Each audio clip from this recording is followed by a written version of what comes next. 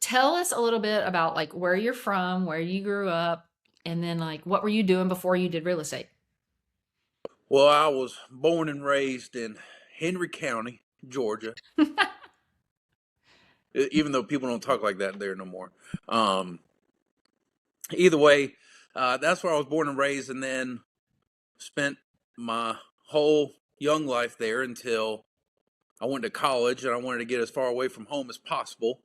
So, but I still wanted to be in Georgia, close enough to Mhm. where if something happened, I could get home. So I went to Valdosta for college. And it was during my time at Valdosta that I met my now wife. Been married for 11 years, but regardless, we'll get there. While I was in Valdosta, I went to school for accounting and finance. Um, that came, I don't know why I went that route. I do because I love numbers and I liked learning about financial institutions and how all these things play together. I asked myself the question of why I did it, not because I regret it, but because I don't do anything with accounting and finance if it's not obvious. Yeah. So Um, you didn't go into a teller or go work for Smith Barney or, so I mean, I did. I went. There wasn't many places to work in Valdosta. So that's the thing is after you finish school, you got to get the hell out of there because you have a handful of options of where you can work. The number one being the hospital there. mhm. Otherwise, you're working in retail. So I did end up working in the finance department of the hospital, Oh, I did not know that. doing procurement and working on contracts. And it was fun. Certain aspects of it were as far as like getting and meeting the different departments and going into the lab and looking at all the skin grafts and Mm. learning about the blood bank. And Yeah. there's a lot more to it than what meets the eye. Yeah. So it was Behind the scenes interesting. stuff. Right. It was interesting in that regard. But what opened my eyes as to why it wasn't for me, that life was that 9 to 5 drag where the days, all you ever look forward to is the weekend. Right. And even though my life took me another route where I worked either every day or, Every week. on weekends, whatever, that never bothered me because it was still better than the mundane of just 9 to 5 Monday through Friday and going about your day and sitting in front of a computer and never really getting to experience much outside of that. Or obviously, I like to talk a lot. So not really being able to have unique conversations with people bothered me as well. So after Aaron graduated, I'd been doing that job for a year. We moved back to the good Henry County, where things had changed a lot just in those several years that I'd been gone. But nonetheless, it was home. And I decided to go back and get my master's because I was like, you know what? One thing I'm really good at is school. I kill that shit. Your professional, So, right? correct. And if I could get paid to go to school, I'd do it again. But it don't work that way. So, after I got my MBA, I was working in restaurants at the time. So I just stayed in restaurants because I enjoyed it. I love. Now, when I had kids, it changed. But at the time, when it was just me and Erin, my wife, um, It it worked. didn't bother me as much to work those long hours. And it was fun because I was on my feet and talking to people and having new conversations. And I don't know, it was just unique opportunity. And obviously, the increased education and everything put me in management. And it was a solid living. But once I started a family, uh, being required to be in that building for 12 hours a day, and even in emergencies, there's no such thing as leaving. Obviously, that put a strain on my family. And so, lo and behold, we decided it was time to move out of Henry County. And that's when I met this lovely gentleman named Dave Grove. And obviously, I was looking to see what I was going to do next for work and asked him what if there was any opportunities that he knew of in Forsyth County, since it was But you're like foreign area. you're a ringer for a real estate agent though. because Well, and he was like, you know what? like they are in the wrong business, you know. Well, and he was like, why don't you? I think that you should do what I do. I think you'd be great. And I was like, I've thought about it. My mom did it growing up, so it's not unfamiliar Yeah. to me. So as soon as we moved, I immediately started doing the classes and doing everything I needed to do, and um, that was 5 years ago now. And everything started off well, especially with the people that I was with, still am with, and I've loved it ever since. So And if you weren't doing this and you weren't in restaurant management, which you liked, I know you liked, but I get it. People always say get out of the food industry, but anyway. But if you weren't doing this, is there anything out there that you'd rather be doing? Like another job, like when I grow up, I want to be. um, not in particular, because the other thing I was thinking about doing, and I still could do if I absolutely wanted, would become a CPA. Because I have the education for it. I just have to pass a couple of exams, Yeah. and I could have my CPA. You think you'd like that? Like not dealing, No, like because like you'd literally be looking at papers and just crunching them, correct, which you're good at, correct, but you don't get to talk to people. correct. So They no. just dump off their stuff at you and go So fix it. truth be told, it would probably be an industry not too dissimilar from this, because another thing that I enjoy and what I liked about working in restaurants when I was in Meeting college people. was the harder I work or the better work I do, the more money I make. Okay. Yeah. There's something nice about that There's something incentive. nice about having working in a job with no ceiling. Correct. But it also You you has a toilet. No, absolutely. And so you take the good with the bad. Like, Okay. yes, there's some inconsistency there, and it does cause for more stress, but it's also the most alive you'll feel too. Because I've worked those jobs where you're just in 9 to 5, and it comes with its own stresses, but it's mundane. Gotcha. Um, so yeah, if there was anything else I would do, it'd be some type of other sales. Well, I don't know, pharmaceutical sales Oh, or you'd probably be good at that. A whatever, salesperson is a salesperson. They can sell anything. but my social media. Okay. So, what's the weirdest thing you've ever seen during a showing? One time I was in this house that was just absolutely, uh, it. I'll put it this way: there were flies flying around at this time of year. Ooh. Yeah, exactly. When's the last time you saw a fly? It's been months. Oh, Uh, just an testament to just how filthy healthy. this home was. Ew. But I'll never forget, because the seller, well, he ended up selling to like Open Door, because Nobody else they buy it? nobody, no, I mean, it was whew. Either way, he was in the he decided to go and use the bathroom while I was there, and this dude was taking a with the door open while I was there, and he was like fire in the hole, and was blowing it up in the bathroom while I was there. Oh my gosh. That's horrible. And I heard about and that. he yeah, and he came out and proceeded to tell me that he had basically a jet engine put in for his toilet, because he takes such large that he needs something powerful to make sure that it all flushes down. Lovely. Yeah. Okay, so staying with the home thing, what's the dream home feature that you secretly love? Walk in Oh, a house and you go, "This is what I want in my house." I don't know, because there's a lot of things that I see that I'm like, I would like that at my house, maybe Well, one what's day. one or two of them? I'd say my favorite thing in a home is a beautifully done sunroom. I Interesting. don't know why. You just Maybe it's because my affinity for outdoor stuff, even though I don't spend enough time like I would want to.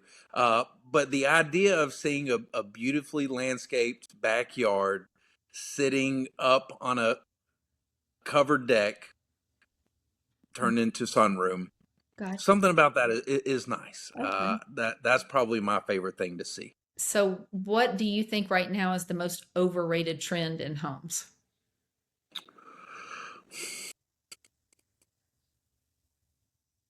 Open concept. Okay. Okay. When you're showing houses, what's one thing that you always can count on a buyer saying? What's one thing buyers always say? What's one thing that I can count on a buyer saying? Yeah, while you're showing them. This house seems a little overpriced. Ah, Every buyer thinks that everything's yeah. overpriced. So the other agent said that buyers always say, I wish this had a, something in it. No, that Yeah. that's true too, but that can be so many different things though. And it's funny because all the time you'll be like, well, if this house had what that last house had, or if that last house had what this had, Yeah. there's always things where it's like, well, I can't pick that house up and put it on this plot of land. Gotcha. Gotcha. So what is one word that clients would use to describe you?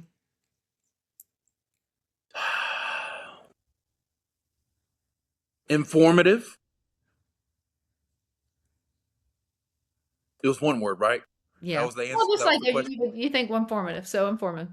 See, I describe you squirrel, but yeah. So, Yeah, well, it's but I funny like you say that. informative. I like It's informative. funny you say that because the person that I was just with, they were talking to me and they went off topic and they were like squirrel, and I was like, it's funny you say that because How funny. I've been called that a So, few what's times. one word that other agents at the brokerage would use to describe you, like your colleagues? Hmm. You know, I have an answer in my head, but if it's the reality, I can't be the judge of that. But I mean, Um, what do you think that they say? Like if Micah, if we have to describe Micah in one word, Enthusiastic. yes. I would describe you as genuine. I'll take that. I like that. So, I not yeah, that just Okay. genuine, but I like yours too. Enthusiastic, yes. So, let me see if there's anything else here real quick. And then, so tell me why you love helping people buy and sell homes. Well, yes, I do love helping people buy and sell homes, but my heart is with more on the buy side because,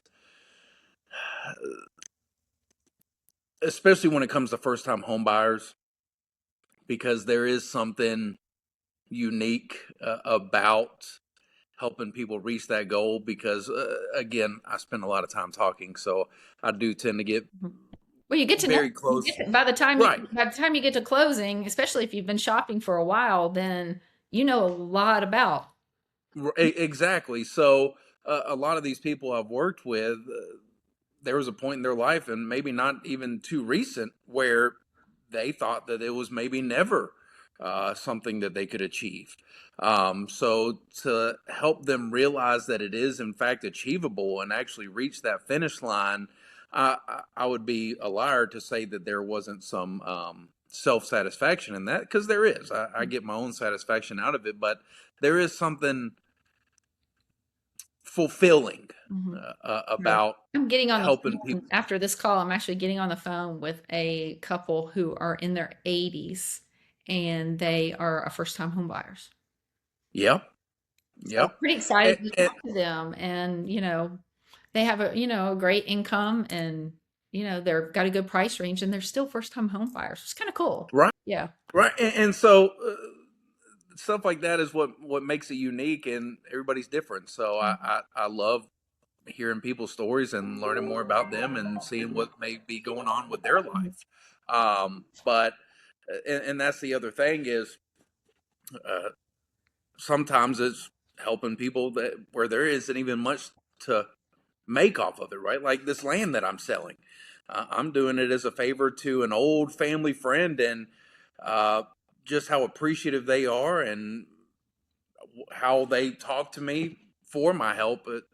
again, part of it's self-serving because Closing Friday, finally, right? No, I you're don't know. I don't know if it's closing. gosh, don't even tell me that.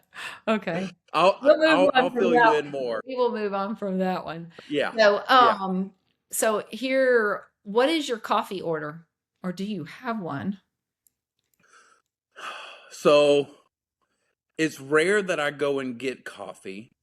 Um, Most of the time I just make it at home, just How do you regular ass regular? coffee. But if I do Mhm. go to buy Dunkin' Donuts, Uh-huh. I will get a caramel macchiato. I'm a little bougie if I go Okay. and buy one. Okay, that's what I like. So I like anything like caramel. I like to always look on the specials and see what they have. Yeah, I'll have a light chocolate peppermint. I'm like, yeah, that. and I also fall in the basic bitch category. When it's fall time, I will go get me a pumpkin spice latte as Oh well. my gosh. I can't stand that. I'll go get you a candle next time. Okay, so I'm going to end this up Perfect. with some silly, silly, stupid stuff. And I have this one on the top, but and then it's probably just I'm going to ask it first because it's probably going to stump you. Your favorite sports team? Georgia Bulldogs. Okay. Text or phone calls? Phone calls. Uh, I asked this one the other way: heels and dress shoes, or sneakers at closing. So dress shoes or sneakers for closing. It depends. What I prefer is tennis shoes. Got you. But depending on the scenario, you might catch me in some dress shoes. Okay. Early bird or night owl? Night owl.